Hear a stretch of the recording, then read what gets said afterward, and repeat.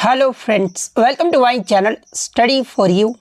सो guys, जैसा कि आज जो आपका रेलवे आरपीएफ का 2 दिसंबर के ऑल शिफ्ट का एग्ज़ाम हो गया है दोस्तों, और 2 दिसंबर ऑल शिफ्ट के आधार पर टॉप मोस्ट एक्सपेक्टेड क्वेश्चंस को जो है इस वीडियो में डिस्कस करने वाले हैं। और ये जितने भी प्रश्न होंगे वो आपके हाल ही के एग्ज़ाम में टीसीएस के द्वारा पूछे गए प्रश्न हैं। तो जिन भी कैंडिडेट्स का आगे आने वाले शिफ्टों में रेलवे आरपीएफ का एग्ज़ाम होने वाला है, तो मैं आपको 100% ये गारंटी देता हूँ कि आपके रेलवे आरपीएफ के एग्ज़ाम में यहाँ से प्रश्न जरूर पूछे जाएंगे। तो वीडियो को जो है लास्ट तक जरूर देखिएगा। और आपसे रिक्वेस्ट करता हूँ, अभी तक आपने मेरे चैनल को अगर सब्सक्राइब नहीं किया है तो रेलवे आरपीएफ एग्ज़ाम से रिलेटेड पल पल की अपडेट के लिए जो है चैनल को सब्सक्राइब ज़रूर कर दीजिएगा। और बगल में ही आपको एक बेल आइकन यानी घंटे का निशान भी दिख रहा होगा, तो आप उसे भी जो है जरूर प्रेस कर दीजिएगा। तो चलिए वीडियो को स्टार्ट करते हैं। पहला क्वेश्चन आया था कि विच लोकल विंड ब्लोज इन नॉर्थ इंडिया ड्यूरिंग समर, यानी गर्मी के मौसम में जो है उत्तर भारत में चलने वाली हवा को जो वो क्या कहा जाता है। तो देखिए, गर्मी के मौसम में उत्तर भारत में चलने वाली जो हवा होती है ना, उसे जो आपका लू कहा जाता है। तो लू आपका यहाँ पे करेक्ट आंसर होगा। नेक्स्ट क्वेश्चन आपका यहाँ पर आया था कि what is the largest crustal plate, यानी पृथ्वी पर जो है सबसे बड़ा टेक्टोनिक प्लेट के बारे में जो वो पूछा गया था। तो देखिए, पृथ्वी पर सबसे बड़ा जो टेक्टोनिक प्लेट है ना, ये आपका प्रशांत प्लेट यानी पैसिफिक प्लेट है। तो पैसिफिक प्लेट आपका यहाँ पे करेक्ट आंसर होगा। और ये जो आपका पैसिफिक प्लेट है ना, ये आपका 40 मिलियन वर्ग मील से अधिक क्षेत्र में जो वो फैला हुआ है। और इसका जो अधिकांश भाग है ना, ये पृथ्वी के समुद्री परत से जो वो बना है। तो ये फैक्ट भी आप ध्यान में रखिएगा। नेक्स्ट क्वेश्चन आपका यहाँ पर आया था कि what is the name of CH3 CH2 CH2 COOH। तो देखिए, CH3 CH2 CH2 COOH का जो आपका नाम होता है ना, वो ब्यूट्रिक एसिड होता है। वहीं अगर बात कर ले इसका IUPAC नेम अगर पूछा जाए तो ये आपका ब्यूटेनिक एसिड होता है। तो ब्यूट्रिक एसिड ऑप्शन में दिया गया था, तो ब्यूट्रिक एसिड आपका यहाँ पे करेक्ट आंसर होगा। अब देखिए, मैं आपको बता दूं कि अगर क्वेश्चन में ये चेंज कर दिया ना, यहाँ पे अगर आपका CH2 हटा दे, सिर्फ आपका CH3 CH2 और COOH रहना, तो यहाँ पे आपका 3 कार्बन हो जाएगा। तो फिर आपका जो ये आपका प्रोपेनोइक एसिड हो जाएगा। लेकिन यहाँ पे आप देख रहे हो कि यहाँ पे आपका जो है 4 कार्बन है, तो 4 कार्बन में आपका क्या हो जाएगा, तो ब्यूट्रिक एसिड हो जाएगा। इसलिए ब्यूट्रिक एसिड आपका करेक्ट आंसर होगा। नेक्स्ट क्वेश्चन आपका यहाँ पर आता है कि किस गवर्नर जनरल ने जो है सब्सिडरी अलायंस यानी सहायक संधि की नीति जो वो पेश की थी, और इसके तहत जो है भारतीय शासक ब्रिटिश सेना को जो है अपने क्षेत्र में रखने के लिए जो वो सहमत हो गए थे। तो देखिए, सहायक संधि की जो नीति है ना, ये वेलेज़ली के द्वारा जो वो पेश किया गया था, और सब्सिडरी अलायंस के तहत ही जो है भारतीय शासक ब्रिटिश सेना को जो है अपने क्षेत्र में रखने के लिए भी जो वो सहमत हुए थे। तो वेलेज़ली आपका यहाँ पे करेक्ट आंसर होगा। इसके अलावा बात कर ले सहायक संधि, ये जो शब्द है ना, ये किसके द्वारा पेश किया गया था। तो देखिए, सहायक संधि जो शब्द है ना, ये फ्रांसीसी गवर्नर ड्यूप्लेक्स के द्वारा जो इसे पेश किया गया था। लेकिन अगर उपयोग पूछा जाए कि ये किसके द्वारा उपयोग किया गया था, तो देखिए सबसे पहले जो है आपका वेलेज़ली के द्वारा जो है इसका उपयोग जो है वो किया गया था। तो ये फैक्ट भी आप ध्यान में रखिएगा। नेक्स्ट क्वेश्चन आपका यहाँ पर आता है कि ब्रिटिश ईस्ट इंडिया कंपनी से जो है भारत में ब्रिटिश क्राउन को सत्ता हस्तांतरित करने वाला अधिनियम के बारे में जो वो पूछा गया था। तो देखिए, भारत में ब्रिटिश ईस्ट इंडिया कंपनी से ब्रिटिश क्राउन को सत्ता हस्तांतरित करने वाला जो अधिनियम था ना, ये भारत सरकार अधिनियम 1858 था। तो भारत सरकार अधिनियम 1858 जो आपका करेक्ट आंसर होगा। नेक्स्ट क्वेश्चन आपका यहाँ पर आता है कि उत्तर भारत की रहने वाली किन्हें जो है कला के क्षेत्र में उनके योगदान के लिए जो है उन्हें भारत सरकार द्वारा 2022 में जो है पद्मश्री अवार्ड से सम्मानित किया गया था। तो देखिए, मैं आपको बता दूं कि अजीता श्रीवास्तव जो कि एक भारतीय गायिका, शिक्षाविद और सामाजिक कार्यकर्ता है, और अजीता श्रीवास्तव को जो है कजरी लोकगीतों को लोकप्रिय बनाने और बढ़ावा देने के लिए जो है इन्हें कला के क्षेत्र में सरकार द्वारा 2022 में जो इन्हें पद्मश्री अवार्ड से जो वो सम्मानित किया गया था, जो कि आपका उत्तर प्रदेश में बनारस की जो वो रहने वाली है। तो अजीता श्रीवास्तव आपका यहाँ पे करेक्ट आंसर होगा। नेक्स्ट क्वेश्चन आपका यहाँ पर आता है कि when was kho kho included in Olympics, यानी खो खो को जो है ओलंपिक में कब शामिल किया गया था। तो देखिए, खो खो को जो है 1936 के बर्लिन ओलंपिक में जो है अन्य पारंपरिक खेलों के साथ जो है इसको जो वो शामिल किया गया था। तो 1936 का बर्लिन ओलंपिक आपका करेक्ट आंसर होगा। नेक्स्ट क्वेश्चन आपका यहाँ पर आता है कि right to freedom of religion, question ये नहीं पूछा गया था, क्वेश्चन आपका एग्जैक्टली ये पूछा गया था कुछ शैक्षणिक संस्थानों में धार्मिक शिक्षा या पूजा में भाग लेने से स्वतंत्रता, ये जो आपका किस अनुच्छेद में वर्णित है? तो देखिए अनुच्छेद 28 में आपका कहा गया है कि कुछ शैक्षणिक संस्थानों में धार्मिक शिक्षा या पूजा में भाग लेने की जो स्वतंत्रता वो प्रदान की गई है। तो अनुच्छेद 28 से आपका पूछा गया था, तो अनुच्छेद 28 आपका यहाँ पे करेक्ट आंसर होगा। और देखिए ये जो आपका अनुच्छेद 28 है ये आपका फंडामेंटल राइट्स में आ जाता है, जिसमें अगर right to freedom of religion की बात कर ले, यानी धार्मिक स्वतंत्रता का जो अधिकार है ना, ये आपका अनुच्छेद 25 से 28 में वर्णित है। और जिसमें अनुच्छेद अगर 25 की बात कर ले तो अनुच्छेद 25 में जो है आपका अंतःकरण की स्वतंत्रता और धर्म के स्वतंत्र पेशे, आचरण और प्रचार जो है वो किया गया है। वहीं अगर अनुच्छेद 26 की बात कर ले तो देखिए धार्मिक मामलों के प्रबंधन की स्वतंत्रता, ये जो आपका अनुच्छेद 26 में ये बात कही गई है। अनुच्छेद 27 की बात कर ले तो देखिए किसी भी धर्म के प्रचार के लिए करों के भुगतान से मुक्ति, ये जो आपका अनुच्छेद 27 में जो वो कहा गया है। तो ये सभी आपके जो है फंडामेंटल राइट्स हैं। और वर्तमान में अगर बात कर ले फंडामेंटल राइट्स के बारे में तो देखिए संविधान के भाग 3 और अनुच्छेद 12 से 35 तक जो है आपके मौलिक अधिकारों का जो वर्णन है वो किया गया है। और मौलिक अधिकार का जो आपका प्रावधान है ये किस देश के संविधान से लिया गया है? तो ये से आपका संयुक्त राज्य अमेरिका के संविधान से जो वो लिया गया है। और संविधान के भाग 3 को ही जो है भारत का मैग्ना कार्टा की संज्ञा भी जो वो दिया गया है। तो ये फैक्ट भी आप ध्यान में रखिएगा। और देखिए वर्तमान में अगर बात कर ले कितने मौलिक अधिकार हैं, तो देखिए वर्तमान में जो आपके 6 मौलिक अधिकार हैं। और वो 6 मौलिक अधिकार कौन कौन से हैं? तो पहला आपका समता यानी समानता का अधिकार जो कि आपका अनुच्छेद 14 से 18 तक है। सेकंड आपका स्वतंत्रता का अधिकार जो कि आपका अनुच्छेद 19 से 22 तक है। थर्ड आपका शोषण के विरुद्ध अधिकार जो कि अनुच्छेद 23 से 24 तक है। धर्म की स्वतंत्रता का अधिकार ये जो आपका अनुच्छेद 25 से 28 तक है। संस्कृति और शिक्षा संबंधी अधिकार ये जो आपका अनुच्छेद 29 से 30 तक है।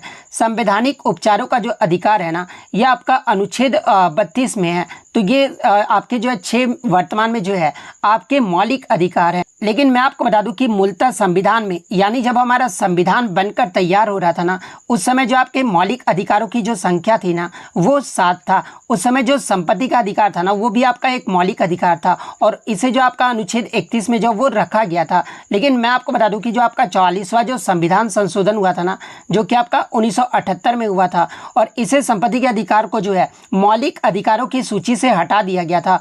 और वर्तमान में जो संपत्ति का अधिकार है ना यह आपका भाग 12 में और अनुच्छेद 301 के तहत जो है इसे कानूनी अधिकार जो वो बना दिया गया है। तो ये फैक्ट भी आप ध्यान में रखिएगा। नेक्स्ट क्वेश्चन आपका यहाँ पर आता है कि पुरुष एशियाई चैंपियंस ट्रॉफी हॉकी के जो पहला विजेता था ना ये कौन सा देश था? तो देखिए पुरुष एशियाई चैंपियंस ट्रॉफी हॉकी का जो पहला विजेता देश था ना ये आपका भारत देश था। और इसका जो पहला आयोजन है ये आपका 2011 में ही जो है पहला संस्करण खेला गया था जिसका विजेता जो आपका भारत रहा था और उप विजेता जो है आपका पाकिस्तान देश रहा था। तो भारत आपका यहाँ पे करेक्ट आंसर होगा। वहीं अगर 2023 पुरुष एशियाई चैंपियंस ट्रॉफी हॉकी के विजेता की बात कर ले तो देखिए 2023 में भी जो इसका विजेता है ना वो आपका भारत देश रहा है। और उप विजेता की बात कर ले तो ये आपका मलेशिया देश रहा था। तो ये तो हो गया आपका पुरुष एशियाई चैंपियंस ट्रॉफी हॉकी के बारे में। अगर 2023 में जो आपका FIH हॉकी विश्व कप हुआ है उसका अगर पूछा जाए कि ये कहाँ पर आयोजित किया गया था तो देखिए 2023 का FIH हॉकी विश्व कप है ना ये आपका भारत के उड़ीसा के भुवनेश्वर और राउरकेला में जो है ये आयोजित किया गया था। और इसका जो विजेता टीम रहा था ना वो आपका जर्मनी देश रहा था। और उप विजेता की बात कर ले तो देखिए उप विजेता जो है इसका बेल्जियम देश रहा था। मैं आपको बता दूं कि इसके फाइनल मैच में जो है आपका बेल्जियम और जर्मनी के मध्य खेला गया था जिसमें शूट आउट में जो है जर्मनी ने 5-4 से जो है वो बेल्जियम को हरा दिया था। तो ये फैक्ट भी आप ध्यान में रखिएगा। नेक्स्ट क्वेश्चन आपका यहाँ पर आया था कि अकबर का वित्त मंत्री यानी फाइनेंस मिनिस्टर जो है ये कौन था? तो देखिए अकबर का जो वित्त मंत्री था ना ये राजा टोडरमल था। और राजा टोडरमल जो था ये अकबर के 9 रत्नों में से एक था। और इसने ही जो है मुगल साम्राज्य की राजस्व प्रणाली को सुधारने में जो है महत्वपूर्ण भूमिका भी निभाई थी। तो राजा टोडरमल आपका करेक्ट आंसर होगा। इसके अलावा मैं आपको बता दूं कि अकबर के 9 रत्नों में जो है 9 प्रमुख व्यक्ति जो वो शामिल थे जो विभिन्न क्षेत्रों में जो वो आपके विशेषज्ञ थे। अब यहाँ से पूछ लिया तो आप 9 जो है प्रमुख व्यक्तियों का देख लीजिए कि कौन कौन से क्षेत्र में जो ये आपके विशेषज्ञ थे। जैसे कि बीरबल की बात कर ले तो बीरबल जो ये आपके अकबर के दरबार में जो है प्रमुख कवि और विदूषक थे। तानसेन की बात कर ले तो ये आपके महान संगीतकार और गायक थे। अबुल फजल की बात कर ले तो अकबरनामा और आईन अकबरी के लेखक ये जो आपके अबुल फजल थे। फैजी की बात कर ले तो ये प्रसिद्ध कवि और अबुल फजल के जो है ये भाई थे। राजा टोडरमल के बारे में मैंने आपको बता दिया कि ये आपके वित्त मंत्री और राजस्व प्रणाली के सुधारक थे। राजा मान सिंह की बात कर ले तो ये जो आपके प्रमुख सेनापति थे। अब्दुल रहीम खान खाना ये जो आपके कवि और सेनापति थे। मुल्ला दो प्याजा ये जो आपके विदूषक और सलाहकार थे। फ़कीर अज़ियुद्दीन की बात कर ले तो ये जो आपके धार्मिक सलाहकार थे। तो ये सारे फैक्ट जो आपको ध्यान में रखना है। नेक्स्ट क्वेश्चन आपका यहाँ पर आया था, जिन लोगों ने वर्ष के अधिकांश भाग के लिए काम नहीं किया था, यानी अधिकांश भाग के लिए काम नहीं किया था कहने का मतलब कि अर्थात जिन्होंने एक वर्ष में 6 महीने से कम या फिर 183 दिनों से जो है वो कम काम किया था, तो इसे जो आपका क्या कहा जाता है। तो देखिए मैं आपको बता दूं कि श्रमिकों को मुख्य रूप से जो है उनके कार्य के आधार पर आपके जो है 2 भागों में वर्गीकृत किया गया। पहला जो आपका मुख्य है और सेकेंड आपका सीमांत श्रमिक है। ये 2 भागों में जो आपका श्रमिकों को जो है ये आपका वर्गीकृत किया गया है, जिसमें आपका पूछा गया था कि जिन लोगों ने वर्ष के अधिकांश भाग के लिए काम नहीं किया है, यानी वर्ष के 6 महीने से कम यानी 183 दिनों से कम काम किया, तो इस प्रकार के श्रमिकों को क्या कहा जाता है। तो ये आपका सीमांत श्रमिक जो वो कहा जाता है। तो सीमांत श्रमिक आपका करेक्ट आंसर होगा। लेकिन आगे के शिफ्ट में अगर आपसे पूछ दिया जाए कि जिन श्रमिकों ने वर्ष के अधिकांश भाग के लिए काम किया है तो उन्हें जो है कौन सा रूप में जो है वर्गीकृत किया गया है, तो उन्हें जो आपका मुख्य श्रमिक के रूप में जो वो वर्गीकृत किया गया है। तो ये पॉइंट भी आप ध्यान में रखिएगा। और 2001 में कुल लोगों में मुख्य श्रमिकों का जो प्रतिशत रहा था ना, यह आपका 30.2% रहा था। तो ये पॉइंट भी आप ध्यान में रखिएगा। नेक्स्ट आपका क्वेश्चन आया था कि भारत सरकार के कार्य संचालन से संबंधित अनुच्छेद कौन सा है। तो देखिए अनुच्छेद 77 में ये आपका कहा गया कि भारत सरकार की सभी कार्यकारी कार्रवाइयां जो है ये राष्ट्रपति के नाम पर किया जाएगा। इसका मतलब ये हुआ कि सरकार द्वारा लिया गया कोई भी निर्णय या फिर आदेश या फिर कार्रवाई जो है वो राष्ट्रपति के द्वारा अधिकृत जो वो होना चाहिए और उनके नाम पर ही जो वो लागू होना चाहिए। राष्ट्रपति राज्य के प्रमुख के रूप में जो है राष्ट्र की एकता संप्रभुता के प्रतीक के रूप में जो है वो कार्य करते हैं। तो ये सारी जो वाक्य है ना ये आपके अनुच्छेद 77 में जो वो कहा गया है। तो अनुच्छेद 77 आपका करेक्ट आंसर होगा। नेक्स्ट अगर बात कर ले अनुच्छेद 79 के बारे में, तो देखिए अनुच्छेद 79 में आपका कहा गया है कि भारत में देश की लोकतांत्रिक व्यवस्था को चलाने के लिए जो है कानून बनाने के लिए एक संसद होगी। ये जो आपका अनुच्छेद 79 में जो वो कहा गया है। वहीं अगर अनुच्छेद 73 की बात कर ले तो देखिए संघ की कार्यकारी शक्ति के विस्तार से संबंधित जो आपका अनुच्छेद है ना यह आपका अनुच्छेद 73 है। वहीं अनुच्छेद 75 की बात कर ले तो देखिए मंत्रिपरिषद सामूहिक रूप से लोकसभा के प्रति उत्तरदायी होगा। ये जो आपका अनुच्छेद 75 में जो वो कहा गया है। तो ये पॉइंट भी आप ध्यान में रखिएगा। इसके अलावा अगर अनुच्छेद 78 की बात कर ले तो देखिए राष्ट्रपति को सूचना प्रदान करने आदि के संबंध में प्रधानमंत्री के कर्तव्य का जो वर्णन है ना यह आपका अनुच्छेद 78 में जो वो किया गया है। और इसी अनुच्छेद में जो है प्रधानमंत्री को राष्ट्रपति के साथ जो है आधिकारिक संचार के लिए जो है जिम्मेदार होना होता है और प्रधानमंत्री को संघ के प्रशासन और कानून के प्रस्तावों से जुड़े मंत्रिपरिषद के सभी फैसलों की जो जानकारी है ना ये राष्ट्रपति को जो वो देना होता है। तो ये सारे जो वाक्य है ना ये आपके अनुच्छेद 78 में जो वो कहा गया है। तो ये सारे फैक्ट जो आपको ध्यान में रखना है।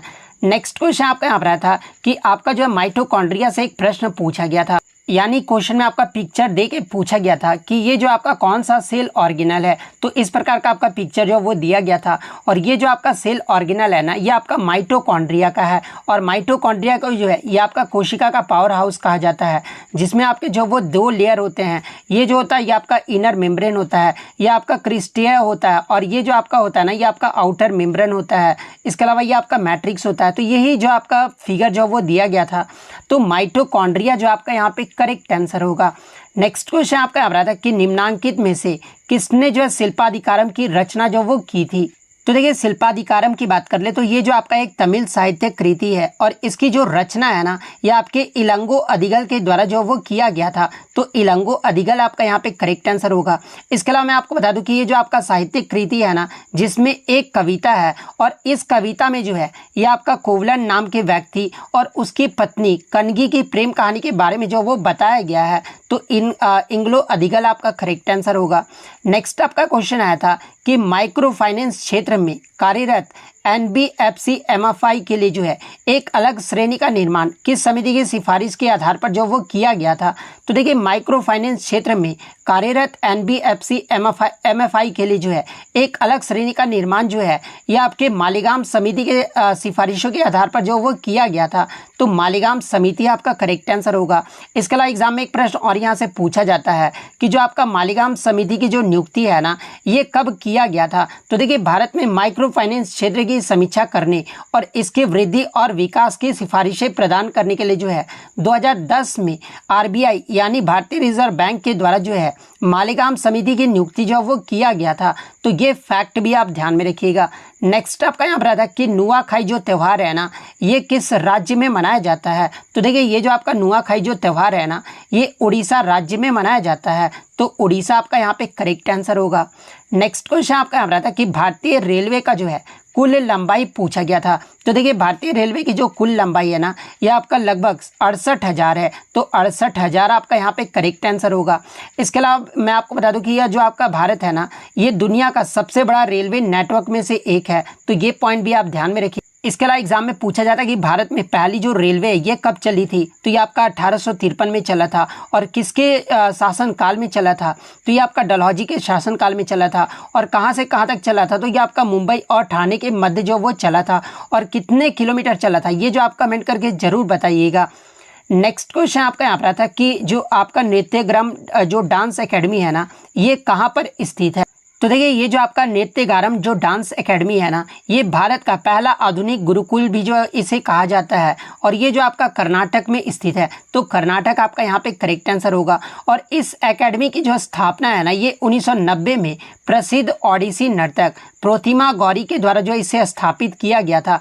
तो ये फैक्ट भी आप ध्यान में रखिएगा। नेक्स्ट क्वेश्चन आपका यहाँ पर आता है कि प्रधानमंत्री आवास योजना ग्रामीण से जो है आपका जो है राज्य सरकार और केंद्र सरकार का जो आपका रिलेशनशिप पूछा गया था, यानी अनुपात का जो वो आपका रिलेशन पूछा गया था। तो देखिए प्रधानमंत्री ग्रामीण आवास योजना के तहत जो है मैदानी क्षेत्रों में इकाई सहायता की लागत केंद्र और राज्य सरकार के बीच जो आपका अनुपात होता है ना, ये आपका केंद्र जो है वो आपका 60 होता है और राज्य सरकार जो है ये आपका 40 होता है। यानी जो आपका रेशियो होता है वो 60:40 का होता है। तो 60:40 आपका करेक्ट आंसर होगा।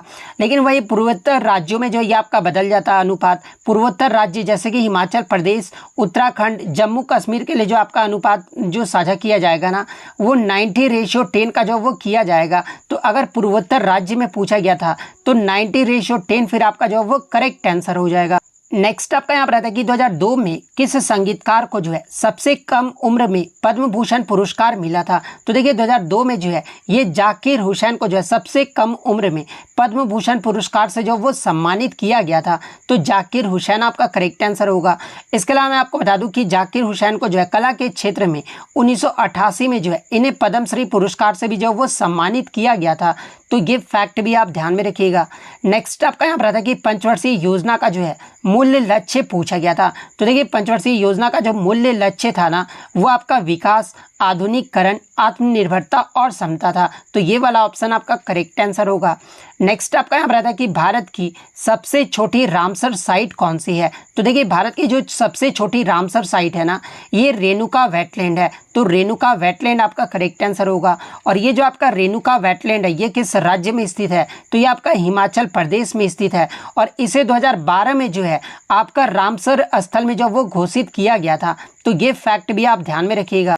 नेक्स्ट क्वेश्चन आपका यहाँ पर आया था, as the first match of the women's premier league 2023 held, यानी वुमेन्स प्रीमियर लीग 2023 का जो पहला मैच है ना, ये कहाँ पर खेला गया था? तो देखिए वुमेन्स प्रीमियर लीग की बात कर ले तो 2023 में जो इसका जो है ये पहला संस्करण था। और पहला संस्करण का जो पहला मैच ही है ना, ये आपका मुंबई इंडियंस और गुजरात जायंट्स के मध्य जो वो खेला गया था। और ये जो पहला मैच है ना, ये आपका कहाँ पर खेला गया था? तो ये आपका मुंबई के DY पाटिल स्टेडियम में जो वो खेला गया था। तो कहाँ पर खेला गया था ये पूछा गया था। तो मुंबई आपका यहाँ पे करेक्ट आंसर होगा। वहीं अगर स्टेडियम पूछ ले कि किस स्टेडियम में खेला गया था, तो ये आपका मुंबई के DY पाटिल स्टेडियम में जो वो खेला गया था। तो ये फैक्ट भी आपको ध्यान में रखना है। अब देखिए WPL से आपका पूछा गया तो आगे की शिफ्टों में भी जो यहाँ से प्रश्न पूछा जाएगा। तो देखिए वुमेन्स प्रीमियर लीग 2023 जिसका जो कि आपका पहला सीजन था और इसका जो फाइनल मैच है ना ये किसके मध्य खेला गया था। तो देखिए फाइनल जो मैच है ना ये आपका मुंबई इंडियंस और दिल्ली कैपिटल्स के मध्य जो वो खेला गया था और इसका जो विजेता रहा था यानी 2023 का जो पहला सीजन का जो विजेता टीम रहा था ना वो आपका मुंबई इंडियंस रहा था। और ये जो आपका कौन सा स्टेडियम में खेला गया था। तो देखिए 2023 का जो पहला सीजन है ना इसका जो फाइनल मैच है ये आपका मुंबई के जो है ब्रेबॉर्न स्टेडियम में जो वो खेला गया था। तो ये फैक्ट भी आप ध्यान में रखिएगा। तो देखिए ये तो आपका 2023 का पहला सीजन हो गया। 2024 में जो आपका दूसरा सीजन खेला गया ना WPL का इसका जो चैंपियंस टीम रहा है ये आपका रॉयल चैलेंजर्स बैंगलोर जो है इसका चैंपियंस रहा है। वहीं अगर रनर अप की बात कर ले तो ये आपका दिल्ली कैपिटल्स रहा है। यानी अगर 2024 में WPL का अगर पूछा जाए फाइनल मैच किसके मध्य खेला गया था तो ये आपका रॉयल चैलेंजर बैंगलोर और दिल्ली कैपिटल्स के मध्य जो वो खेला गया था। और ये जो फाइनल मैच है 2024 का ये जो है कहां पर खेला गया था। तो ये जो आपका 17 मार्च 2024 को जो है नई दिल्ली के अरुण जेटली क्रिकेट स्टेडियम में जो वो खेला गया था। वहीं अगर मैं बता दूं कि दो जो सीजन खेले गए ना WPL के इसमें 5 टीमों ने जो वो भाग लिया है। और अगर बात कर ले कि फाइनल जो मैच है ये आपका 2024 में WPL का जो पहला मैच है ये किसके मध्य खेला गया था। तो देखिए 2024 का जो दूसरा सीजन हुआ था इसका जो पहला मैच है ना ये आपका मुंबई इंडियंस और दिल्ली कैपिटल्स के मध्य जो वो खेला गया था। और कब खेला गया था तो ये आपका 23 फरवरी 2024 को जो वो खेला गया था। और कहां पर और किस स्टेडियम में खेला गया था तो ये जो आपका एम चिन्नास्वामी स्टेडियम जो कि आपका बैंगलोर में है यहां पर जो वो खेला गया था। तो ये सारे फैक्ट जो आपको ध्यान में रखना है। नेक्स्ट क्वेश्चन आपका यहाँ पर आता है कि टेट्रा ब्यूटाइल अल्कोहल का जो है IUPAC नेम पूछा गया था। तो देखिए टेट्रा ब्यूटाइल अल्कोहल का जो IUPAC नेम होता है ना वो आपका 2-मिथाइल 2-प्रोपेनॉल होता है। तो 2-मिथाइल 2-प्रोपेनॉल आपका यहाँ पे करेक्ट आंसर होगा। वहीं अगर बात कर ले टेट्रा ब्यूटाइल अल्कोहल का सूत्र अगर एग्जाम में पूछा जाए तो देखिए इसका जो सूत्र होता है ना वो आपका CH3 होल थ्राइस C.OH होता है। तो ये फैक्ट भी आप ध्यान में रखिएगा और आप कमेंट करके जवाब दीजिएगा कि IUPAC का जो है फुल फॉर्म क्या होता है। ये जो आप कमेंट करके जरूर जवाब दीजिएगा। नेक्स्ट क्वेश्चन आपका यहाँ पर आया था कि according to the 2011 census which state had the highest female work force participation rate in India. यानी 2011 की जनगणना के अनुसार भारत में किस राज्य में जो है सबसे अधिक महिला कार्यबल भागीदारी जो है वो सबसे अधिक रहा था। तो देखिए 2011 की जनगणना के अनुसार सबसे ज़्यादा जो फीमेल वर्कफोर्स पार्टिसिपेशन वाला जो राज्य रहा था ना ये आपका हिमाचल प्रदेश रहा था। हिमाचल प्रदेश राज्य में महिला कार्यबल भागीदारी दर जो है ये लगभग आपका 44.84% रहा था। तो ये फैक्ट भी आप ध्यान में रखिएगा। इसके अलावा एग्जाम में अगर पूछा जाए कि 2011 की जनगणना के अनुसार सभी भारतीय स्तरों पर कार्यबल भागीदारी दर महिलाओं का और पुरुषों का जो ये कितना प्रतिशत रहा था। तो देखिए अगर महिलाओं की बात कर ले तो ओवरऑल जो है ये आपका 25.51% रहा था और पुरुषों के लिए जो आपका जो भागीदारी रहा था वो आपका 53.26% रहा था। तो ये फैक्ट भी आप ध्यान में रखिएगा। नेक्स्ट क्वेश्चन आपका यहाँ पर था कि गगन नारंग ने जो है शूटिंग में कौन सा मेडल जीता था। तो देखिए गगन नारंग की बात कर ले तो ये जो आपका शूटिंग खेल से संबंधित है और ये जो आपके 2012 का जो आपका ग्रीष्मकालीन ओलंपिक हुआ था ना जो कि आपका लंदन में आयोजित किया गया था। और गगन नारंग ने जो है इस ओलंपिक में पुरुष के 10 मीटर एयर राइफल आयोजन में जो है ये भारत की तरफ से जो है ये ब्रॉन्ज मेडल यानी कांस्य पदक जो वो जीते थे। तो ब्रॉन्ज मेडल आपका यहाँ पे करेक्ट आंसर होगा। लेकिन कुछ बच्चों ने बताया कि यहाँ पे वर्ष जो वो पूछा गया था। तो देखिए गगन नारंग ने जो है आपका राइफल में जो है ये जो कांस्य पदक है ना ये 2012 के जो है लंदन ओलंपिक में जीता था। तो अगर वर्ष पूछा गया था तो 2012 आपका यहाँ पे करेक्ट आंसर होगा। इसके अलावा मैं आपको बता दूं कि 2012 के लंदन ओलंपिक में ही जो है साइना नेहवाल ने जो है बैडमिंटन में जो है ये ब्रॉन्ज मेडल जीती थी। तो ये फैक्ट भी आप ध्यान में रखिएगा। इसके अलावा अगर 2024 की अगर ओलंपिक की बात कर ले तो देखिए 2024 में जो आपका ओलंपिक है ये आपका पेरिस फ्रांस में आयोजित किया गया है और इसमें शूटिंग में भारत के जो है 3 जो है वो पदक आए हैं और वो 3 पदक जीतने वाले विजेता का नाम आपको ध्यान में रखना है। जैसे कि मनु भाकर ने जो है वुमेन्स 10 मीटर एयर पिस्टल में जो है ये कांस्य पदक जीती है। इसके अलावा मनु भाकर और सरबजोत सिंह ने जो है 10 मीटर एयर पिस्टल मिश्रित टीम में जो है ये कांस्य पदक जीते हैं। वहीं स्वप्निल कुसाले ने जो है पुरुष के 50 मीटर राइफल 3P में जो है ये ब्रॉन्ज मेडल जीते हैं। तो ये फैक्ट भी आप ध्यान में रखिएगा। वहीं अगर पेरिस ओलंपिक 2024 की बात कर ले तो भारत जो इसमें 6 पदक जो वो जीता है और 6 पदक में 1 आपका सिल्वर और 5 जो वो ब्रॉन्ज मेडल जीता गया है। तो ये पॉइंट भी आप ध्यान में रखिएगा। नेक्स्ट क्वेश्चन आपका यहाँ पर है कि when water is passed through electrolysis then which reaction occurs, यानी जब पानी इलेक्ट्रोलिसिस के माध्यम से पारित किया जाता है ना तो ये जो है कौन सी प्रतिक्रिया जो वो होता है। तो देखिए जब भी पानी इलेक्ट्रोलिसिस के माध्यम से जब पारित किया जाता है ना तो यह आपका डिकम्पोजिशन रिएक्शन यानी अपघटन अभिक्रिया का जो वो उदाहरण होता है। तो डिकम्पोजिशन रिएक्शन आपका यहाँ पे करेक्ट आंसर होगा। और ऑप्शन में आपका double displacement, displacement reaction, decomposition reaction, इस प्रकार से ऑप्शन जो वो दिया गया था। तो डिकम्पोजिशन रिएक्शन आपका यहाँ पे करेक्ट आंसर होगा। उदाहरण के तौर पर मैं आपको बता देता हूँ, एक आपको रिएक्शन देकर भी बता देता हूँ। जैसे यहाँ पर 2H2O, ये जो आपका 2H2 बन रहा है प्लस O2 बन रहा है। यहाँ पे आप क्लियरली देख सकते हैं इस रिएक्शन में कि पानी के जो 2 अणु है ना और 2 हाइड्रोजन और 1 जो है ऑक्सीजन गैस जो वो बनाता है। तो ये आप जो है रिएक्शन जो वो ध्यान में रखिएगा। नेक्स्ट क्वेश्चन आपका यहाँ पर है कि जो चिटगांव आर्मरी रेड यानी जो चटगांव शस्त्रागार जो छापा हुआ था ना ये कब हुआ था। तो देखिए ये जो आपका चिटगांव जो आर्मरी रेड है ना ये आपका 18 अप्रैल 1930 को जो है ये आपका हुआ था। और इसके जो नेतृत्व है ये किसने किया था, तो इसका जो नेतृत्व है ना ये भारत के महान क्रांतिकारी सूर्य सेन ने जो इसका नेतृत्व जो वो किया था। तो 18 अप्रैल 1930 आपका यहाँ पे करेक्ट आंसर होगा। और देखिए मैं आपको बता दूं कि सूर्य सेन को ही जो है ये आपके मास्टर दा के नाम से भी जो वो जाना जाता है। तो ये फैक्ट भी आप ध्यान में रखिएगा। नेक्स्ट क्वेश्चन आपका यहाँ पर आता है कि अलाउद्दीन खिलजी के तहत दक्षिण भारत अभियान का सेनापति जो है ये कौन था। कुछ बच्चों ने इस क्वेश्चन को बताया है और कुछ बच्चों ने क्वेश्चन ये बताया था कि अलाउद्दीन खिलजी के शासन काल में दक्षिण में सबसे पहला जो आक्रमण है ना ये कहाँ पर किया गया था। तो देखिए मैं दोनों क्वेश्चन का आंसर जो आपको दे देता हूँ। तो देखिए अलाउद्दीन खिलजी के तहत दक्षिण भारतीय अभियान का जो सेनापति था ना ये मलिक काफूर था। तो मलिक काफूर आपका यहाँ पे करेक्ट आंसर होगा। इसके अलावा मैं आपको बता दूं कि ये जो मलिक काफूर है ना ये अलाउद्दीन खिलजी का जो है ये दूसरा और सबसे शक्तिशाली शासक था। और काफूर ही जो है ये आपका ताज अल दीन इज उल दवाला के नाम से भी जो वो जाना जाता है। एग्जाम में यहाँ से एक प्रश्न पूछा ये जाता है कि ताज अल दीन इज अल दावला के नाम से जो ये किसे जाना जाता है। तो ये आपके मलिक काफूर को जो वो जाना जाता है। अब दूसरे क्वेश्चन की ओर देखें तो अलाउद्दीन खिलजी के शासन काल में दक्षिण में जो सबसे पहला जो आक्रमण है ना ये 1303 ईस्वी में जो है ये तेलंगाना पर जो वो आक्रमण किया गया था। तो अगर ये पूछा गया था तो 1303 तेलंगाना आपका यहाँ पे करेक्ट आंसर होगा। इसके अलावा अलाउद्दीन खिलजी की बात कर ले तो देखिए इसका जो शासन काल है ये 1296 से लेकर जो है 1316 ईस्वी तक रहा था। और अलाउद्दीन खिलजी ने अपनी जो राजधानी है ना ये 1303 ईस्वी में जो है अपनी राजधानी जो है वो सीरी की जो न्यू है वो रखा था। और इसने सीरी राजधानी की आवश्यकता को पूरा करने के लिए जो है हौज खास नामक एक जलाशय का निर्माण भी जो वो करवाया था। तो ये पॉइंट भी आप ध्यान में रखिए। इसके अलावा एग्जाम में पूछा जाता है कि अलाउद्दीन खिलजी ने अपने शासन काल के दौरान जो है कितने कर लगाए थे। तो देखिए अलाउद्दीन खिलजी ने अपने शासन काल के दौरान जो है वो 3 कर जो वो लगाए थे। और वो 3 टैक्स कौन कौन से थे, तो पहला आपका जजिया कर, सेकंड आपका घराई कर और थर्ड आपका जकात कर जो वो शामिल था।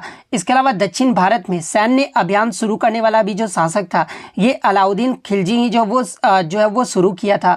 और इसे जो समाप्त है ना ये मोहम्मद तुगलक के द्वारा जो वो किया गया था। तो ये सारे फैक्ट जो आपको ध्यान में रखना है।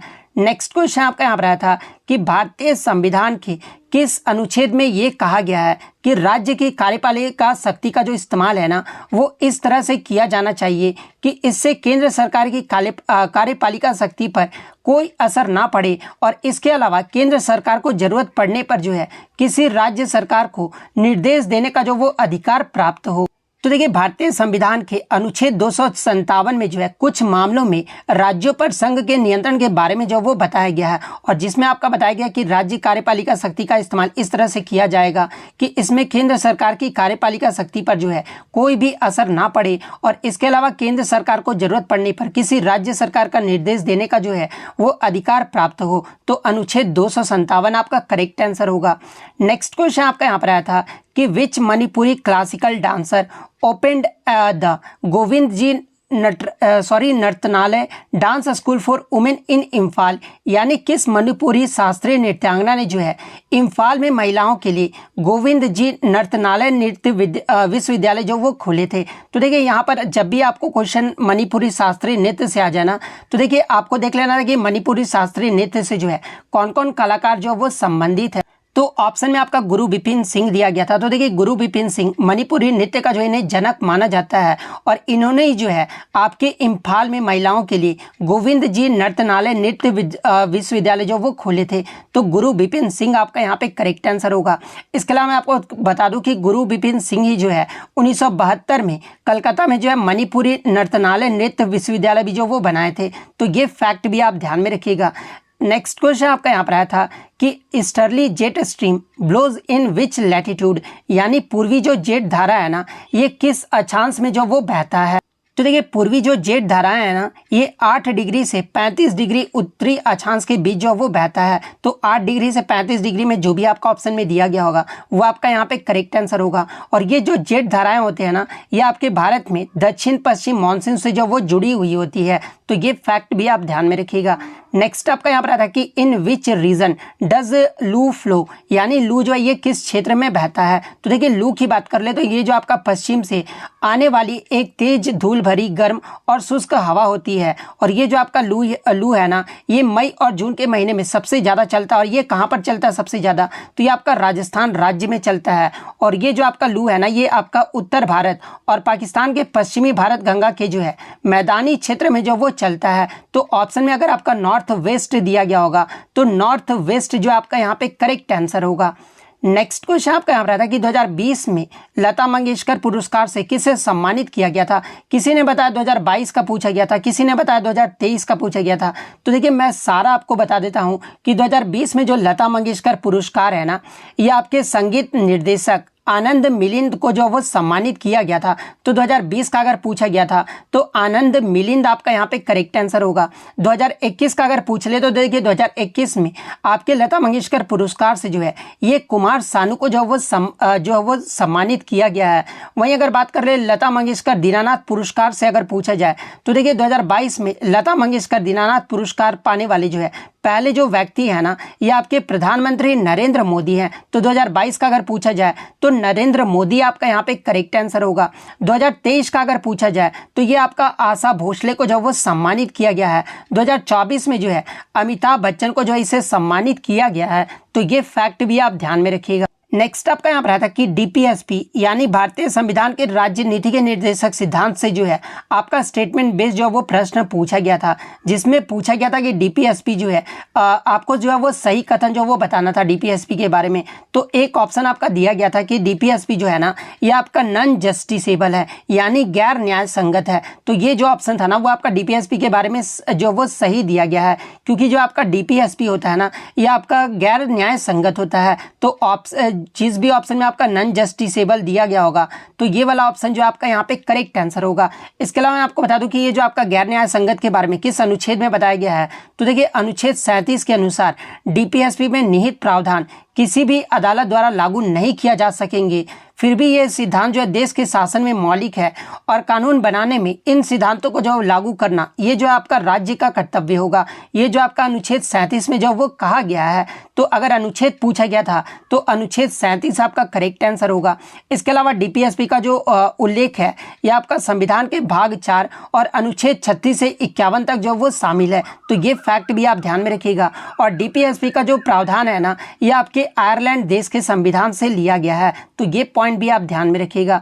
नेक्स्ट क्वेश्चन आपका यहाँ पर आया था कि fundamental unit of nature is, यानी प्रकृति का जो मूल इकाई पूछा गया था। तो देखिए प्रकृति का जो मूल इकाई है ना ये आपका पारिस्थितिकी तंत्र है यानी इकोसिस्टम है। तो इकोसिस्टम आपका यहाँ पे करेक्ट आंसर होगा।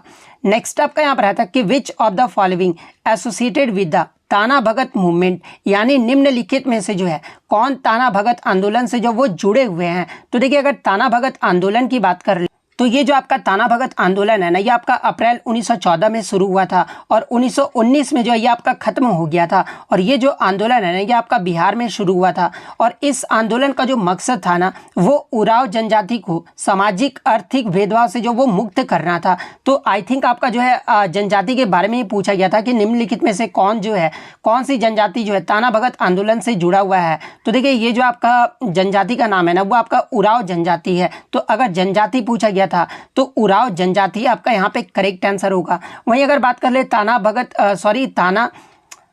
भगत आंदोलन का जो नेतृत्व है ये किसने किया था, तो देखिए ताना भगत आंदोलन का जो नेतृत्व है ना, ये जतरा भगत ने जो वो किया था और जतरा भगत को ही जो है ये ताना भगत के नाम से भी जो वो जाना जाता है। तो ये फैक्ट भी आप ध्यान में रखिएगा। नेक्स्ट क्वेश्चन आपका यहाँ रहा था कि to signify the achievement of the green revolution a stamp was released by the prime minister mister Indira Gandhi. This stamp was entitled as, यानी हरित क्रांति की उपलब्धियों को दर्शाने के लिए तत्कालीन प्रधानमंत्री श्रीमती इंदिरा गांधी के द्वारा जो है एक डाक टिकट जो वो जारी किया गया था और इस स्टाम्प का जो है वो नाम पूछा गया था। तो देखिए हरित क्रांति की उपलब्धियों को दर्शाने के लिए जो है प्रधानमंत्री श्रीमती इंदिरा गांधी के द्वारा जो है एक टिकट जारी किया गया था, डाक टिकट, और उस स्टाम्प का जो नाम था ना, वो आपका व्हीट रिवॉल्यूशन था, यानी जो आपका गेहूं क्रांति था। और इसे जो है कब जारी किया गया था, तो ये आपका जुलाई 1968 में जो वो जारी किया गया था। तो व्हीट रिवॉल्यूशन आपका करेक्ट आंसर होगा।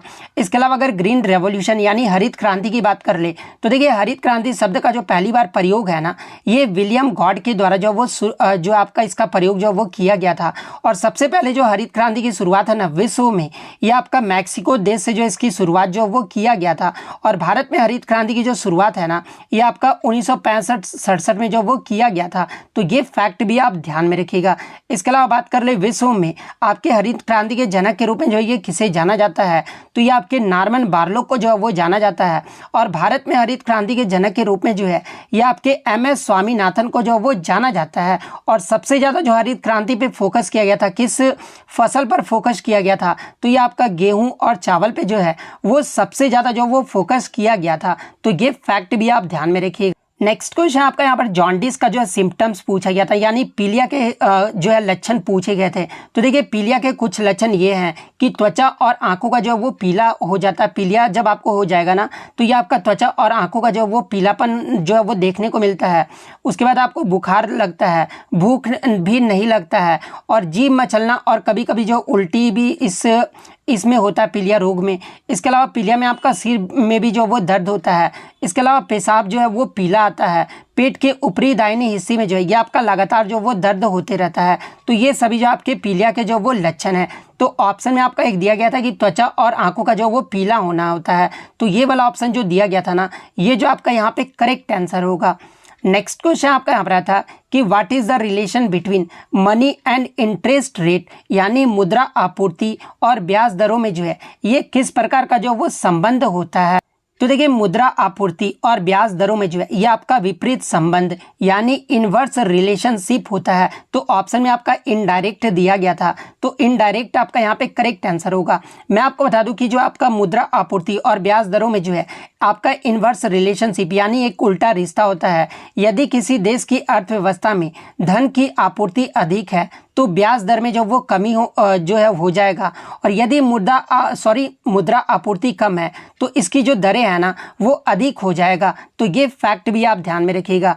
नेक्स्ट क्वेश्चन आपका यहाँ रहा था कि बिहार में छठ पूजा के दौरान की जाने वाली प्रार्थनाएं ये जो है किसे समर्पित है, यानी किस भगवान को समर्पित है। तो देखिए बिहार में जो आपका छठ पूजा किया जाता है ना, इसमें जो आपका जो ये प्रार्थनाएं की जाती है ना, ये सूर्य भगवान को जो वो समर्पित है। तो सूर्य भगवान आपका करेक्ट आंसर होगा। इसके अलावा मैं आपको बता दूं कि बिहार में जो आपका छठ पूजा मनाया जाता है ना, ये किस देवता को समर्पित है। तो ये आपके सूर्य और छठी मैया, जिन्हें माँ षष्ठी या फिर उषा के नाम से भी जाना जाता है, इनको जो है ये समर्पित है। और ये जो आपका जो त्यौहार है ना, ये आपका कठोर और सख्त तरीके से भी जो वो मनाया जाता है।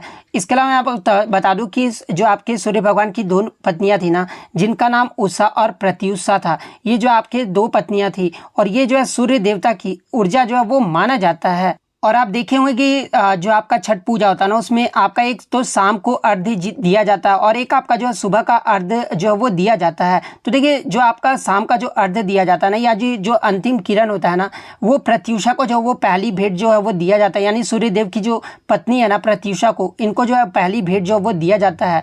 और सुबह का जो अर्घ्य होता है ना, ये उषा को जो वो दिया जाता है, जो कि आपका सूर्य की जो पहली किरण होता है उसे यानी उषा को जो वो दिया जाता है। तो ये फैक्ट भी आप ध्यान में रखिएगा।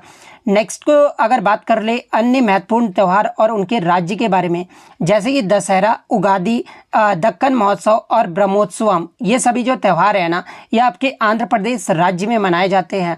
अरुणाचल प्रदेश के त्यौहार की बात कर ले तो देखिए रेह, बुरी बूट, मायोको, द्री, पोंगटू, लोसार, मुरुंग, सोलंग, मोपिन, मोनपा उत्सव, ये सभी आपके अरुणाचल प्रदेश राज्य में मनाए जाते हैं। इसके अलावा अगर असम की बात कर ले तो देखिए अंबुबाची मेला, भोगाली बिहू, बैसाख देहिंग पटकाई, ये सभी आपके असम राज्य में मनाए जाते हैं।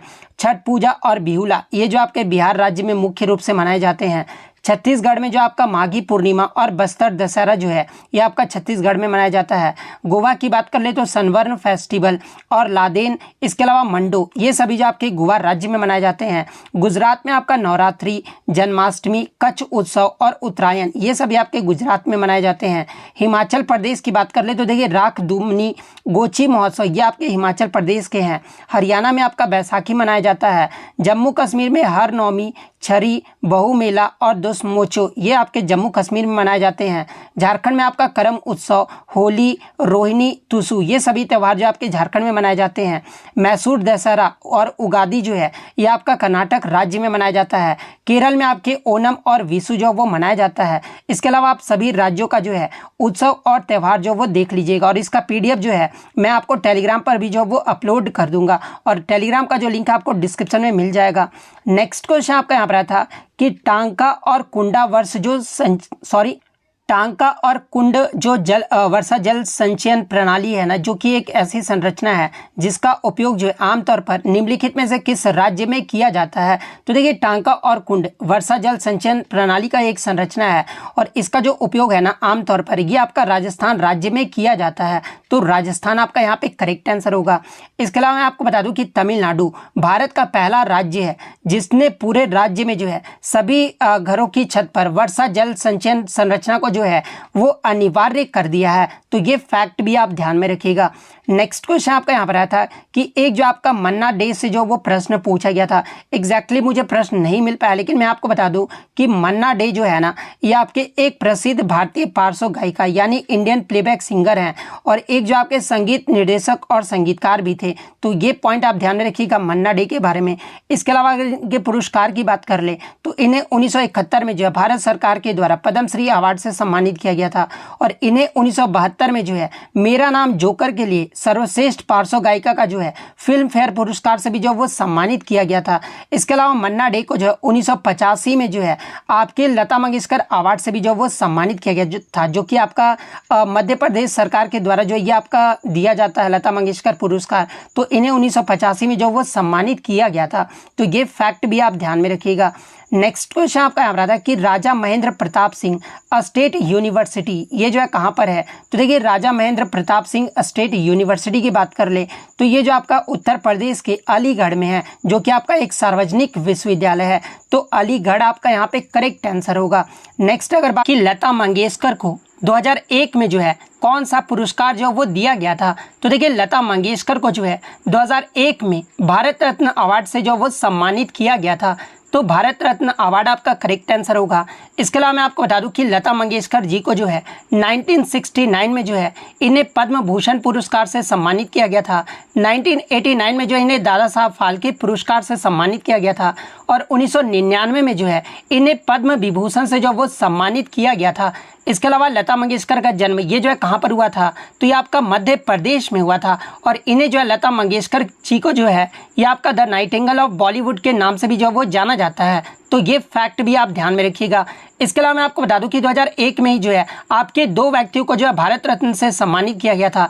एक तो आपके लता मंगेशकर को जब वो सम्मानित किया गया था और दूसरे आपके शहनाई के वादक बिस्मिल्लाह खान को जो है ये 2001 में जो इन्हें भारत रत्न से सम्मानित किया गया था। और ये जो आपके बिस्मिल्लाह खान थे जो कि आपके शहनाई वादक से संबंधित है और ये जो आपके भारत रत्न पाने वाले जो है तीसरे शास्त्रीय संगीतकार भी जो वो बने थे। तो ये पॉइंट भी आप ध्यान में रखिएगा।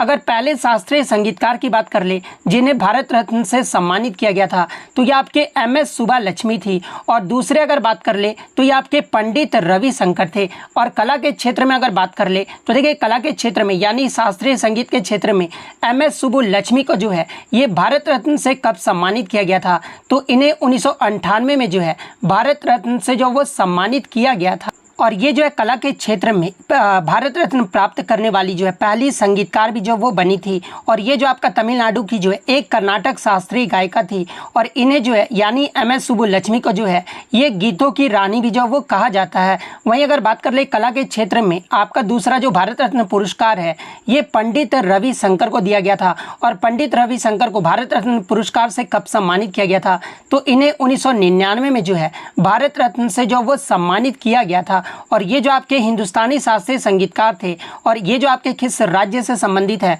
तो ये आपके उत्तर प्रदेश राज्य से संबंधित है। और पंडित रविशंकर को जो है आपका विश्व संगीत का जो है गॉड फादर भी जो वो कहा जाता है। तो ये फैक्ट भी आप ध्यान में रखिएगा।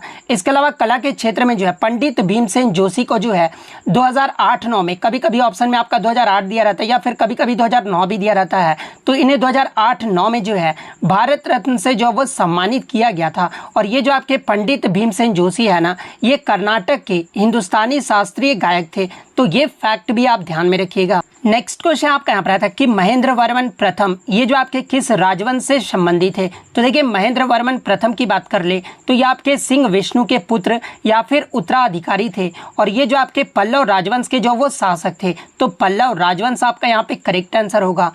और देखिए महेंद्र वर्मन प्रथम का जो शासन काल है ना ये 600 से लेकर जो है 630 ईस्वी तक जो है इनका जो वो शासन काल रहा था। और ये जो आपके महेंद्र वर्मन प्रथम का जो शासन काल है ये कहाँ से कहाँ तक रहा था तो इन्होंने जो है भारत के वर्तमान में आंध्र प्रदेश के दक्षिण हिस्से और तमिलनाडु के उत्तरी हिस्से पर जो है ये शासन किए थे। इसके अलावा अगर महेंद्र वर्मन प्रथम की बात कर ले तो ये जो आपके पहले जैन धर्म के अनुयायी थे लेकिन बाद में तमिल संत अप्पार के प्रभाव में आकर जो है ये शैव बन गए थे। और उन्होंने जो है मत विलास प्रहसन की भी जो वो रचना की थी। अगर एग्जाम में पूछा जाए कि मत विलास प्रहसन की जो रचना ये किसके द्वारा किया गया था तो ये आपका महेंद्र वर्मन प्रथम के द्वारा जो है वो किया गया था। और इनके बेटे का नाम एग्जाम में कभी कभी पूछा जाता है तो देखिए महेंद्र वर्मन प्रथम के जो बेटे का नाम था ना ये नरसिंह वर्मन प्रथम था। और ये जो है कब गद्दी पर बैठे थे नरसिंह वर्मन प्रथम तो ये 630 ईस्वी में जो है ये इन्होंने जो है वो गद्दी संभाली थी। तो ये फैक्ट भी आप ध्यान में रखिएगा। वहीं अगर पल्लव राजवंश की बात कर ले तो देखिए पल्लव राजवंश की जो स्थापना है ना ये सिंह विष्णु के द्वारा जो वो किया गया था। और पल्लव राजवंश की जो राजधानी था ना ये कांचीपुरम में था। और कांचीपुरम ये जो है किसके लिए प्रसिद्ध है तो ये आपका रेशम और शैलकृत मंदिरों के लिए जो ये जाना जाता है। तो ये फैक्ट भी आप ध्यान में रखिएगा। इसके अलावा एग्जाम में एक प्रश्न यहाँ से बनता है कि जो पल्लव राजा थे ना ये किससे जो वो हार गए थे तो देखिए पल्लव राजा जो आपके महेंद्र वर्मन प्रथम थे ना ये पुलकेशिन दैत्य से जो वो हार गए थे। और किस युद्ध में हारे थे तो ये जो आपके पुलुर की जो लड़ाई हुई थी ना ये आपका चालुक्य राजा पुलकेशिन दैत्य और पल्लव राजा महेंद्र वर्मन के प्रथम के मध्य जो ये लड़ा गया था। और कहाँ पर लड़ा गया था तो ये आपका पोलिलूर शहर में जो है ये आपका 618-19 ईस्वी में जो ये लड़ा गया था। और इस युद्ध में जो है महेंद्र वर्मन प्रथम की जो वो हार हो गई थी। और एग्जाम में अगर यहाँ से प्रश्न पूछा जाए कि पुलकेशिन दैत्य जो है ये किस वंश से संबंधित है तो ये आपके चालुक्य वंश से संबंधित है। तो ये फैक्ट भी आप ध्यान में रखिएगा। नेक्स्ट क्वेश्चन आपका यहाँ पर आता है कि सुदर्शन झील का जीर्णोद्धार यानी मरम्मत या फिर रिपेयर जो है ये बिना बंधुआ मजदूर के जो है ये किसने किया था तो देखिए सुदर्शन झील का जो मरम्मत यानी रिपेयर जो है ना ये आपका किसके द्वारा किया गया था तो ये आपका रुद्रदामन प्रथम के द्वारा जो है 150 ईस्वी में जो इसका जो मरम्मत है वो किया गया था। तो रुद्रदामन प्रथम आपका यहाँ पे करेक्ट आंसर होगा। और ये जो आपके रुद्रदामन प्रथम है ये किसके शासक थे किस वंश के शासक तो ये आपके शक शासक थे। तो ये फैक्ट भी आप ध्यान में रखिएगा। इसके अलावा एग्जाम में एक प्रश्न और यहाँ से पूछा जाता है कि सुदर्शन झील का दूसरी बार जो मरम्मत है ना, ये किसके द्वारा जो वो करवाया गया था। तो देखिए दूसरी बार अगर मरम्मत पूछा जाए तो ये आपका 415 ईस्वी से लेकर 455 ईस्वी के दौरान जो है स्कंदगुप्त के शासनकाल में उनके राज्यपाल परामर्ता द्वारा इसका फिर से जो वो मरम्मत जो वो किया गया था। तो ये फैक्ट भी आप ध्यान में रखिएगा। इसके अलावा अगर रुद्रादमन प्रथम की बात कर ले तो देखिए रुद्रादमन प्रथम को जो है ये एक शासकों का जो है सबसे महान जो वो माना जाता था। और ये जो आपके किस वंश से संबंधित है, तो ये आपके पश्चिमी क्षत्रप वंश से संबंधित है और इनके पोता का नाम एग्जाम में पूछा जाता है। तो देखिए रुद्रादमन प्रथम के पोता का जो नाम था ना, ये चस्ताना था। तो ये फैक्ट भी आप ध्यान में रखिएगा। इसके अलावा अगर सुदर्शन झील की बात कर ले तो देखिए सुदर्शन झील का निर्माण ये जो है किसके द्वारा करवाया गया था। तो देखिए ये जो आपका सुदर्शन झील है ना, ये गुजरात के सौराष्ट्र में गिरनार पहाड़ी के बीच में स्थित है और इसे जो आपका मौर्य वंश के संस्थापक सम्राट चंद्रगुप्त मौर्य के आदेश से जो है उनके गिरनार में नियुक्त राज्यपाल पुष्यगुप्त वैश्य ने जो है इस झील का निर्माण करवाया था। यानी सुदर्शन झील का जो निर्माण है ये किसके द्वारा करवाया गया था, तो ये आपका पुष्यगुप्त वैश्य के द्वारा जो वो करवाया गया था। और मौर्य वंश की जो स्थापना ये किसके द्वारा करवाया गया था, तो ये चंद्रगुप्त मौर्य के द्वारा जो है मौर्य वंश की स्थापना जो वो किया गया था। और मौर्य वंश का सबसे जो महान शासक थे ये आपके सम्राट अशोक थे। तो ये फैक्ट भी आप ध्यान में रखिएगा। नेक्स्ट क्वेश्चन आपका यहाँ पर आया था कि आपका जो है एक क्वेश्चन यहाँ पर आया था, प्रार्थना समाज की स्थापना ये जो है कब और किसने की थी। तो देखिए प्रार्थना समाज की जो स्थापना है ना, ये आत्माराम पांडुरंग के द्वारा महाराष्ट्र में जो है 31 मार्च 1867 को जो वो किया गया था। तो आत्माराम पांडुरंग आपका यहाँ पे करेक्ट आंसर होगा। नेक्स्ट अगर बात कर रहे प्रमुख समाज और उसकी स्थापना के बारे में, तो देखिए ब्रह्म समाज के बारे में अगर पूछा जाए तो देखिए इसकी जो स्थापना है 1828 में कलकत्ता में जो है राजा राम मोहन राय के द्वारा जो वो किया गया था। सत्यशोधक समाज की स्थापना अगर पूछा जाए तो ये आपका 1873 में जो है ज्योतिबा फूले के द्वारा जो वो किया गया था। आत्मीय सभा की जो स्थापना है ये आपका 1815 में जो है कोलकाता में राजा राम मोहन राय के द्वारा किया गया था। रामकृष्ण मिशन की जो स्थापना है ना, ये आपके 1 मई 1897 को जो है स्वामी विवेकानंद के द्वारा किया गया था। सर्वेंट्स ऑफ इंडिया सोसाइटी की जो स्थापना है ये आपका 1905 में जो है गोपाल कृष्ण गोखले के द्वारा करवाया गया था। ब्रह्म समाज की जो स्थापना ये तो मैंने आपको बता दिया। धर्म समाज की जो स्थापना है ना, ये 1829 में कलकत्ता में जो है ये राधाकांत देव के द्वारा जो वो किया गया था। आर्य समाज की जो स्थापना ये 1875 में दयानंद सरस्वती के द्वारा जो वो किया गया था। एशियाटिक सोसाइटी की जो स्थापना ये आपका 1784 में जो है विलियम जोन्स के द्वारा जो वो किया गया था। तत्वबोधिनी सभा की जो स्थापना ये आपका 1839 में देवेंद्र नाथ के द्वारा जो वो किया गया था। और वेद समाज की जो स्थापना है ना, ये 1864 में केशव चंद्र सेन के द्वारा जो वो किया गया था। तो ये सारे फैक्ट जो आपको ध्यान में रखना है। नेक्स्ट क्वेश्चन आपका यहाँ पर आया था कि नील दर्पण पुस्तक के लेखक कौन है। तो देखिए नील दर्पण पुस्तक के लेखक की बात कर ले तो ये आपके दीनबंधु मित्रा हैं। और इसके जो इसकी जो आपका ये किस प्रकार का नाटक है, तो ये जो आपका एक बंगाली भाषा का जो वो नाटक है। और ये जो है कब प्रकाशित हुआ था, तो इसे तो आपका 1858-59 में लिखा गया था। लेकिन ये जो पुस्तक है ना, ये आपका 1860 में जो है ये आपका ढाका में जो वो प्रकाशित हुआ था। तो दीनबंधु मित्रा आपका यहाँ पे करेक्ट आंसर होगा। नेक्स्ट क्वेश्चन आपका यहाँ पर आया था कि निम्नलिखित में से कौन सा अनुच्छेद जो है 32 के बराबर यानी इक्विवेलेंट है। तो देखिए अनुच्छेद 32 के जो इक्विवेलेंट जो अनुच्छेद है ना, वो आपका अनुच्छेद 226 है। क्योंकि आपको पता कि अनुच्छेद 32 के तहत जो है सुप्रीम कोर्ट जो है आपका रिट जारी करते हैं और अनुच्छेद 226 के तहत जो है हाई कोर्ट यानी उच्च न्यायालय जो वो रिट जो वो जारी करते हैं। तो अनुच्छेद 32 के बराबर यानी इक्विवेलेंट कौन सा अनुच्छेद है, तो अनुच्छेद 226 आपका यहाँ पे करेक्ट आंसर होगा। इसके अलावा अगर अनुच्छेद 32 की बात कर ले तो ये आपका सर्वोच्च न्यायालय को जो है मौलिक अधिकारों के परिवर्तन के लिए जो है वो अधिकार देता है। और अनुच्छेद 226 की बात कर ले तो ये जो आपका उच्च न्यायालय को जो है मौलिक अधिकारों और अन्य कानूनी अधिकारों के परिवर्तन के लिए जो वो अधिकार जो वो प्रदान करता है। अनुच्छेद 32 को जो है ये आपका भारतीय संविधान की आत्मा भी जो वो कहा जाता है। और यह जो संविधान का सबसे महत्वपूर्ण प्रावधानों में से जो वो एक है। और इस अनुच्छेद के तहत जो है सर्वोच्च न्यायालय जो है आपके 5 प्रकार के जो रिट जो है वो जारी करते हैं। एग्जाम में पूछा जाता है कि भारत में कितने प्रकार के रिट का जो वो प्रावधान किया गया है। तो देखिए भारत में आपके जो है सर्वोच्च न्यायालय और हाई कोर्ट को जो है 5 प्रकार के रिट जारी करने का जो प्रावधान जो वो किया गया है। और वो 5 प्रकार के रिट कौन कौन से हैं? तो पहला आपका हैबियस कॉर्पस, जिसे बंदी प्रत्यक्षीकरण भी जो वो कहा जाता है। सेकंड आपका जो है मैंडामस यानी आपका परमादेश, ये जो आपका दूसरा रिट है। तीसरे की बात कर ले तो ये आपका प्रोहिबिटेशन यानी प्रतिषेध, ये जो आपका तीसरा रिट जो वो जारी किया जाता है। फोर्थ आपका अगर बात कर ले तो ये जो आपका सर्टियोरी, जिसे उत्प्रेषण जो वो कहा जाता है, ये आपका जो वो चौथा रिट है। और 5वें रिट की बात कर ले तो ये आपका क्वाया वारंटो यानी आपका जो है अधिकार परीक्षा, ये जो आपके रिट जो वो 5 प्रकार के रिट जो वो जारी किए जाते हैं। तो ये पांचों रिट का नाम जो आपको ध्यान में रखना है। नेक्स्ट क्वेश्चन आपका यहाँ पर आया था कि लठमार होली जो है ये किस राज्य में मनाई जाती है? तो देखिए लठमार होली की बात कर ले तो ये आपका उत्तर प्रदेश के मथुरा के पास स्थित बरसाना और नंदगांव में जो वो मनाया जाता है। तो अगर राज्य पूछा गया था तो उत्तर प्रदेश आपका करेक्ट आंसर होगा।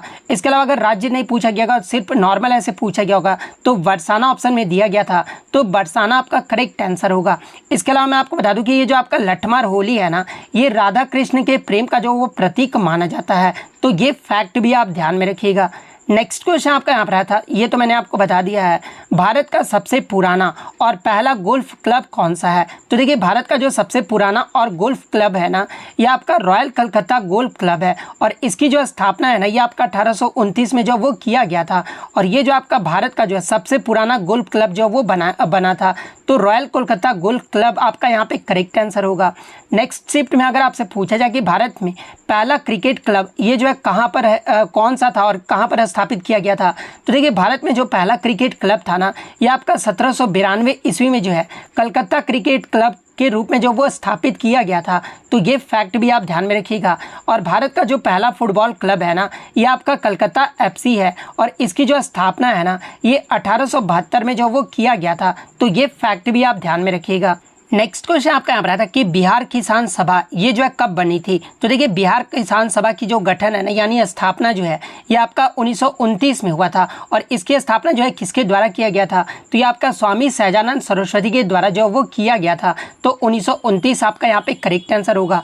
और देखिए बिहार किसान सभा का जो मकसद था ना गठन करने का, वो आपका किसानों की शिकायतों को जो वो संगठित करना था। और जो जमींदार के कब्जे के अधिकारों के जो है अत्याचार से परेशान थे, उसके लिए जो ये आपका बिहार किसान सभा का गठन जो वो किया गया था। तो ये फैक्ट भी आप ध्यान में रखिएगा। इसके अलावा अगर अखिल भारतीय किसान संघ के बारे में पूछा जाए तो देखिए अखिल भारतीय किसान संघ को ही जो है ये आपका अखिल भारतीय किसान सभा भी कहा जाता है। और इसकी जो स्थापना है ना, ये 11 अप्रैल 1936 को जो है लखनऊ में स्वामी सहजानंद सरस्वती के द्वारा ही जो है इसकी स्थापना जो वो किया गया था। और इसके जो पहले सचिव चुने गए थे, यानी अखिल भारतीय किसान सभा के जो पहले सचिव है ना, ये आपके NG रंगा को जो वो चुना गया था। तो ये फैक्ट भी आप ध्यान में रखिएगा।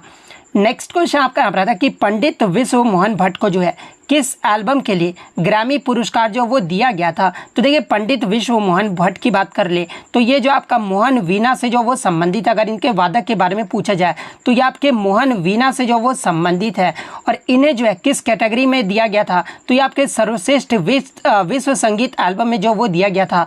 और किस एल्बम के लिए? तो ये आपका ए मीटिंग बाय द रिवर, इस एल्बम के लिए जो है इन्हें ग्रैमी पुरस्कार से कब सम्मानित किया गया था? तो 1993 में जो इन्हें ग्रैमी पुरस्कार से सम्मानित किया गया था। तो इनका जो है एल्बम का नाम पूछा गया था। तो ए मीटिंग बाय द रिवर आपका यहाँ पे करेक्ट आंसर होगा। इसके अलावा एग्जाम में अगर पूछा जाए कि पंडित विश्व मोहन भट्ट को जो है 1993 में a meeting by the river album के लिए जो है किनके साथ जो इन्हें ग्रैमी पुरस्कार दिया गया था?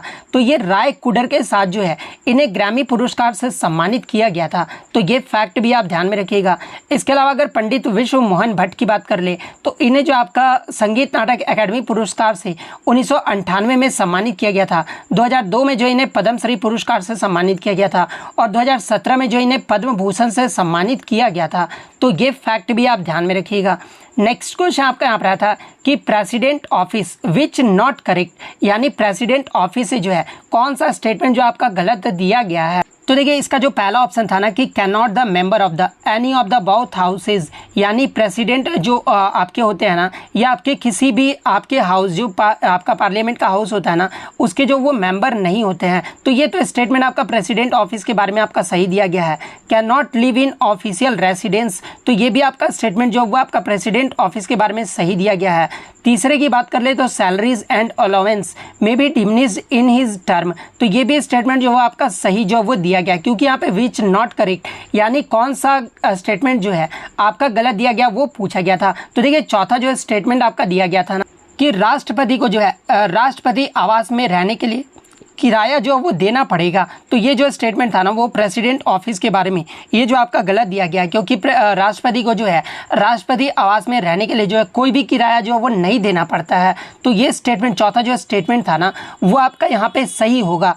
नेक्स्ट क्वेश्चन आपका यहाँ पर था कि largest producer of pulses in India, यानी भारत में दालों का सबसे ज़्यादा उत्पादन ये जो है किस राज्य में होता है। तो देखिए अगर 2021 के टर्म में अगर बात कर ले तो देखिए 2021-22 में जो आपका डाटा आया था ना उसमें भारत में दालों का जो सबसे ज़्यादा उत्पादन है ना वो आपका राजस्थान राज्य में होता था। लेकिन 2022-23 का एक रिपोर्ट के अकॉर्डिंग जो आपका बताया गया है कि भारत में दालों का सबसे ज़्यादा जो उत्पादन है ना ये आपका मध्य प्रदेश राज्य में किया जाता है। तो ये आपका करंट से क्वेश्चन पूछा गया था। तो करंट में अगर बात कर ले तो भारत में दालों का सबसे ज़्यादा जो उत्पादन है ना ये आपका मध्य प्रदेश में होता है, उसके बाद आपका राजस्थान राज्य में किया जाता है, उसके बाद आपका महाराष्ट्र में होता है, उसके बाद जो आपका उत्तर प्रदेश राज्य में किया जाता है। तो बहुत सारे बच्चे बोल रहे थे कि ऑप्शन में मध्य प्रदेश और राजस्थान नहीं दिया गया था, तो फिर जो आपका महाराष्ट्र जो वो करेक्ट आंसर होगा। अगर मध्य प्रदेश ऑप्शन में दिया गया था तो मध्य प्रदेश ही जो आपका यहाँ पे करेक्ट आंसर होगा। नेक्स्ट क्वेश्चन आपका यहाँ पर आता है कि इनमें से कौन सी रिडॉक्स रिएक्शन यानी रिडॉक्स अभिक्रिया नहीं है। तो देखिए इसके ऑप्शन तो बच्चों द्वारा मुझे नहीं मिले हैं, लेकिन मैं आपको बता दूं कि रिडॉक्स अभिक्रिया होता क्या है। तो देखिए रिडॉक्स रिएक्शन वो होता है जिसमें आपका सिमल्टेनियसली जो है ऑक्सीडेशन एंड रिडक्शन होता है, यानी जो आपका ऑक्सीकरण और अपचयन एक साथ होता है ना उसे जो आपका रिडॉक्स अभिक्रिया जो वो कहा जाता है। और रिडॉक्स अभिक्रिया के कुछ अगर उदाहरण की बात कर ले तो देखिए लौह अयस्क से लौह का जो निष्कर्षण यानी निष्कर्षण ये जो आपका रिडॉक्स अभिक्रिया का उदाहरण है। इसके अलावा जीवाश्म ईंधन का दहन ये भी आपका जो है रिडॉक्स अभिक्रिया का जो वो उदाहरण है। और रिडॉक्स अभिक्रिया का इस्तेमाल ये जो है कहाँ पर किया जाता है तो ये आपके औद्योगिक प्रक्रियाओं में जो वो किया जाता है, जैसे कि धातु कर्म, इलेक्ट्रोप्लेटिंग और रंगाई में जो है इसका प्रयोग जो वो किया जाता है। तो ये फैक्ट भी आप ध्यान में रखिएगा। नेक्स्ट क्वेश्चन आपका आ रहा था कि बीसीसीआई का जो है हेड क्वार्टर यानी मुख्यालय जो वो कहाँ पर है। तो देखिए बीसीसीआई का जो हेड क्वार्टर है ना ये आपका मुंबई के वानखेड़े स्टेडियम में है। तो मुंबई आपका यहाँ पे करेक्ट आंसर होगा। वहीं अगर बीसीसीआई के फुल फॉर्म की बात कर ले तो देखिए board of control for cricket in India इसका जो वो फुल फॉर्म होता है। और बीसीसीआई का जो गठन है ना ये आपका दिसंबर 1928 में हुआ था। तो ये फैक्ट भी आप ध्यान में रखिएगा और आप कमेंट करके जवाब दीजिएगा कि आईसीसी की जो स्थापना है ना ये कब हुआ था, ये जो आप कमेंट करके जरूर जवाब दीजिएगा। इसके अलावा बीसीसीआई के वर्तमान में अध्यक्ष की बात कर ले तो ये आपके रोजर बिन्नी हैं और उपाध्यक्ष जो वो आपके राजीव शुक्ला हैं। और वर्तमान में जो बीसीसीआई के सचिव हैं ना ये आपके जय शाह हैं। और हाल ही में हो सकता है कि आईसीसी के जो अध्यक्ष हैं वो जय शाह को जो वो बना दिया जाए। और वर्तमान में जो आपके भारतीय पुरुष टीम के जो कोच है ना क्रिकेट टीम के कोच है ये आपके गौतम गंभीर है। तो ये फैक्ट भी आप ध्यान में रखिएगा। इसके अलावा क्रिकेट के महत्वपूर्ण घरेलू क्रिकेट टूर्नामेंट की बात कर ले तो देखिए Ranji Trophy, Duleep Trophy, Deodhar Trophy, Vijay Hazare Trophy, Syed Mushtaq Ali Trophy, Irani Cup, इन सभी का जो संबंध है ना ये आपके क्रिकेट टूर्नामेंट से है। तो ये फैक्ट भी आप ध्यान में रखिएगा। नेक्स्ट आपका यहाँ पर आता है कि भारत में प्रोजेक्ट टाइगर जो है ये कब शुरू किया गया था। तो देखिए भारत में प्रोजेक्ट टाइगर की जो शुरुआत है ना ये भारत सरकार द्वारा अप्रैल 1973 में जो वो शुरू किया गया था। तो अप्रैल 1973 आपका करेक्ट आंसर होगा। और किस अधिनियम के द्वारा किया गया था अगर ये पूछा जाए तो ये आपका वन्य जीव संरक्षण अधिनियम 1972 के तहत जो है इसे शुरू किया गया था। और ये जो आपका प्रोजेक्ट टाइगर है ना ये एक आपका बाघ संरक्षण कार्यक्रम है। तो ये पॉइंट भी आप ध्यान रखिएगा। और प्रोजेक्ट टाइगर परियोजना के जो पहले निदेशक है ना ये कैलाश सांखला थे। तो ये फैक्ट भी आप ध्यान में रखिएगा। वहीं अगर प्रोजेक्ट एलिफेंट की बात कर ले तो देखिए भारत सरकार ने प्रोजेक्ट एलिफेंट की जो शुरुआत है ना ये फरवरी 1992 में जो वो किया था। और इसे जो किस मंत्रालय के द्वारा जो वो शुरू किया गया था। तो देखिए इस योजना की जो शुरुआत है ना ये पर्यावरण, वन और जलवायु परिवर्तन मंत्रालय के द्वारा जो है इस योजना को जो वो शुरू किया गया था। नेक्स्ट आपका नाम रहा था कि 2021 में टाइम मैगजीन ने किस भारत को जो है किस भारतीय को जो वो फीचर किया था? तो देखिए 2021 में टाइम मैगजीन ने जो है आपके 100 सबसे प्रभावशाली लोगों की सूची में जो है 3 भारतीय को जो वो फीचर किया गया था। और वो 3 भारतीय कौन कौन से हैं? तो देखिए पहले तो आपके प्रधानमंत्री नरेंद्र मोदी को जो वो आपका फीचर किया गया था, दूसरे आपके बंगाल के सीएम ममता बनर्जी को जो है ये फीचर किया गया था, और तीसरे जो आपके सीरम इंस्टीट्यूट के जो सीईओ है ना आदार पूनावाला, इन्हें जो वो आपका जो है इस सूची में जो वो शामिल किया गया था। तो आपके ऑप्शन में जो है प्रधानमंत्री नरेंद्र मोदी दिया गया था, तो नरेंद्र मोदी आपका यहाँ पे करेक्ट आंसर होगा। नेक्स्ट आपका यहाँ पर आता है कि 2023 तक तमिलनाडु के सीएम का कार्यभार ये जो है किसने संभाला है? तो देखिए 2023 की बात कर रही है, वर्तमान में जो आपके तमिलनाडु के सीएम है ना ये 7 मई 2021 से ये आपके एमके स्टालिन है। तो एमके स्टालिन आपका यहाँ पे करेक्ट आंसर होगा। और वर्तमान में तमिलनाडु के अगर राज्यपाल की बात कर ले तो ये आपके रविंद्र नारायण रवि हैं। तो ये फैक्ट भी आप ध्यान में रखिएगा।